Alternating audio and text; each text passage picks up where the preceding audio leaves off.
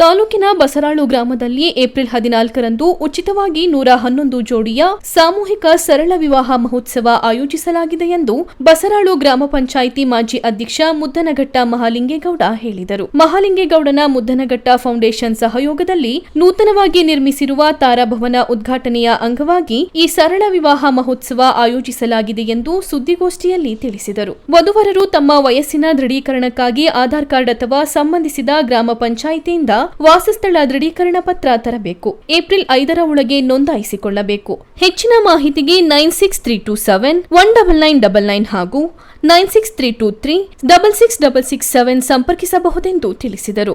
ಈ ವೇಳೆ ಫೌಂಡೇಶನ್ನ ಮೋಹನ್ ಮುದಿಗೌಡನಕೊಪ್ಪಲು, ಬೇಬಿ ಶಶಿಕುಮಾರ್, ಮಹೇಶ್, ವಿಶ್ವಸಾತನೂರು ಉಪಸ್ಥಿತರಿದ್ದರು.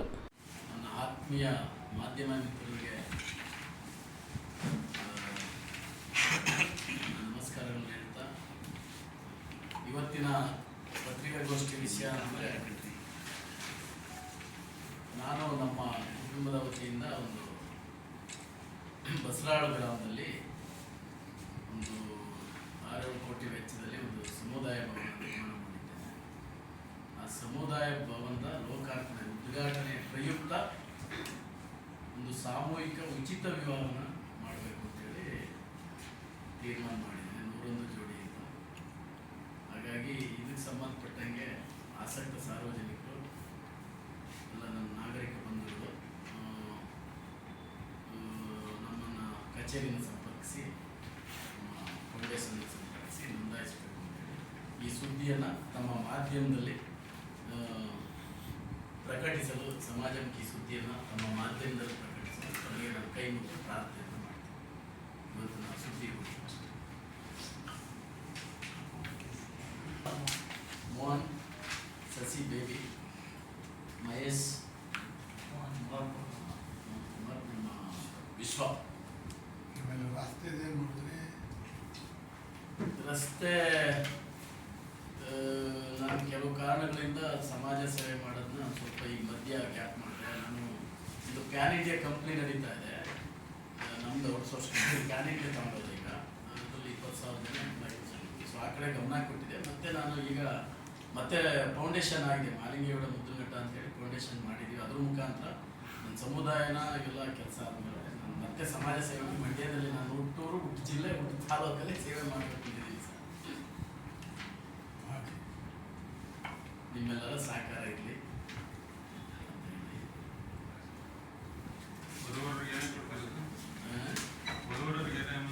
ವಧುವರಿಗೆ ಉಚಿತವಾಗಿ ಸಾಡಿ ಮತ್ತು ಕಾಲುಂಗುರ, ಗಂಡು ಹೆಣ್ಣಿಗೆ ಬಟ್ಟೆಗಳು, ಮತ್ತು ಮಾಮೂಲಿ ಊಟೋಪಚಾರ ಮಾಮೂಲಿ 101 ಜೋಡಿ ಮಾಡೋಣ ಅಂತೇಳಿ ಅನೌನ್ಸ್ ಮಾಡ್ತೇವೆ. ಬಟ್ ಈಗ ಎಷ್ಟು ಜೋಡಿ ಗೊತ್ತದೆ ನೋಡಬೇಕು. ನಮ್ಮ ನಿರ್ಮಲಾನಂದ ಸ್ವಾಮೀಜಿಗಳ ದಿವ್ಯ ಸಾನ್ನಿಧ್ಯದಲ್ಲಿ ಮಾಡ್ತೇವೆ ಸರ್. ಚುನಾವಣೆ ಹತ್ರವೇ ಇದೆ, ಲೋಕಸಭಾ ಚುನಾವಣೆ ಹತ್ರವೇ ಇದೆ. ಈಗ ರಾಜಕೀಯದಲ್ಲಿ ಸದ್ಯಕ್ಕಿಲ್ಲ ಹಬ್ಬದ ನಿಮ್ಗೆ ಗೊತ್ತಲ್ಲ, ಹಿಂದೆ ನಾವು JDSನ ಬಿಟ್ಟ ಸ್ವಾಭಿಮಾನದ ಅಭ್ಯರ್ಥಿ ವಿಜಯಾನಂದ ಅವರಿಗೆ ಮಾಡೋದ್ರ ಮುಖಾಂತರ JDSನ ಬಿಟ್ಟು. ಹಾಗಾಗಿ ಇನ್ನೂ ಯಾವುದೇ ಪಕ್ಷದ ತೀರ್ಮಾನ ಆಗಿಲ್ಲ. ನೋಡೋಣ ಮುಂದೆ ತೀರ್ಮಾನ ಇಲ್ಲ. ಸಭೆ ಕರೆದಲ್ಲ ಸರ್ ವಿಜಯಾನಂದ ಅವರು. ನಮ್ಗೆ ಆ ಮಾಹಿತಿ ಇಲ್ಲ, ನಮಗೇನು ಹೇಳಿಲ್ಲ ಮಾಹಿತಿ. ನಾನು ಈಗ ಇನ್ನು ಸ್ವಾಭಿಮಾನಿಯಾಗೆ ಇದ್ದೀನಿ. ನನ್ನ ಡೈಲಾಗ್ ಗೊತ್ತಲ್ಲ, ಪ್ರಾಣ ಬಿಟ್ಟರೆ ಸ್ವಾಭಿಮಾನ ಬಿಡಲ್ಲ ಅಂತೇಳಿ ಅದರಲ್ಲೇ ಇದ್ದೀನಿ. ಇಲ್ಲ, ಸ್ವಾಭಿಮಾನ ಅಂದ್ರೆ ಮತ್ತೊಂದು ಅದು ಇದಲ್ಲ. ಬೇರೆ ಏನಾದ್ರು ಸೇವೆ ಮಾಡಬೇಕು, ಬೇರೆ ಪಕ್ಷದಲ್ಲಿ ನೋಡೋಣ ಪ್ರಯತ್ನ ಮಾಡ್ತೀನಿ.